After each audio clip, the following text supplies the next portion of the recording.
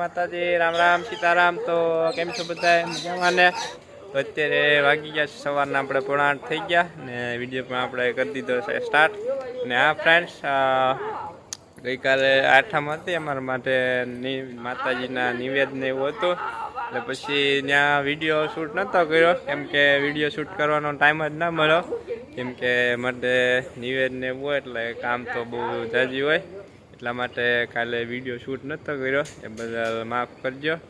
ને જો નાના પા આજે રાત્રે રોકાણા હતા આઠમ હતી, તો એ હમણે ચાશે બપોરે બોરા ને અત્યારે આપણે માટે પાછું કામ છે પૂનમ બાંધી ને આ બાજુ ગાયું વાછડિયું બધા બાંધ્યા છે અને અત્યારમાં નીંદ થઈ ગઈ એક ને કલ્પેશ આજે ચા બનાવે છે દેશી ચૂલે। આજ તો કલ્પેશનો વારો આવ્યો દેશી ચૂલે ચા બનાવવાનો, જો ચા બનાવે કલ્પેશ। અંધારું દેખાડ થોડું થોડું બધી દેખાડ ચા બનાવે, વાર લાગે પણ ચા મજા આવે। દેશી ચૂલાની વાત જ કઈક અલગ હોય, મજા જ આવે એમાં। જો કલ્પેશ ચા ઉકાળી, જો કેવી મસ્ત એની ચા બની છે, જો કેવી ચા ઉકળે। આવી જાવ ચા પીવા, જેને પી ચા બને છે કલ્પેશે બનાવી ચા, તાકાત વાળી ચા। રામભાઈ નાખી બેન નો ડાયલોગ આજ વાપરીએ। રામભાઈ નાખી બેન ખોટું ના લગાડતા, આજે અમે ડાયલોગ તમારો વાપર્યો છે, તાકાત વાળો ચા। અમે તાકાત વાળો ચા બનાવીએ, જો દેશી ચૂલામાં એ છે। કમેન્ટ કરજો જો તો જોતા હો તો તાકાત વાળો ચા બન્યો, આપણે ટેસ્ટ કરી જોઈએ કેવો બન્યો। જો આ ફૂગાણી વાત દેશી ફૂગણીયું દેશી ચૂલો જાય એટલે ફૂગ મારવી પડે, નકર જગે નહીં।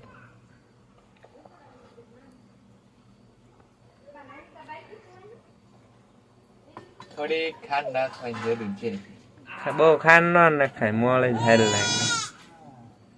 મને મોળે સા જ ભાવે, ગળે સા મને ન ભાવે। તમને કેવી ભાવે કમેન્ટ કરજો બધા। આપણને તો મોળી સા નો બહુ ભાવે, બહુ ગણી ની માપ છે બસ ગળી થઈ છે। જો હળદી પાછી નહીં, કાંઈ નથી નાખી, 2-3 દાણા હતા, કાંઈ 2-3 દાણા નહીં, શક્તિ મળે છે। ચાલો ડાયરો આપણી ચા થઈ જાય તૈયાર, પછી શિરામણ કરી લઈએ ને સોનું પણ આવી ગયા આપણે ગુડ મોર્નિંગ કરવા। હમણાં કા નતા બોલ્યા સોનુબેન, સોનુબેન ની મજા નથી કા સોનુબેન? હાલો બોલો સોનુ ગુડ મોર્નિંગ। જય માતાજી। હાલો અમારા માટે રાત લેવા, અત્યારે માટે જવાનું છે। અને આ ડાયર આપણે ફ્રેન્ડ્સ આપણે માઇક થોડુંક ખરાબ થઈ ગયું, એટલે 1-2 દિવસથી વોઇસ તમને સારો નહીં આવતો હોય, ને આપણે વાયર આવે માઇકનો એ માઇક પાસેથી તૂટી ગયો છે, એટલે એને રિપેર કરવું પડશે હવે। તો એ રિપેર થઈ જાય પછી આપણે વોઇસ બરોબર આવશે, તો 1-2 દિવસ ચલાવી લીજો। ચાલો ડાયરો આપણે ચા થઈ ગઈ છે તૈયાર, તો શિરામણ કરી લઈએ પછી જવાનું છે આપણા માતાજી માટે।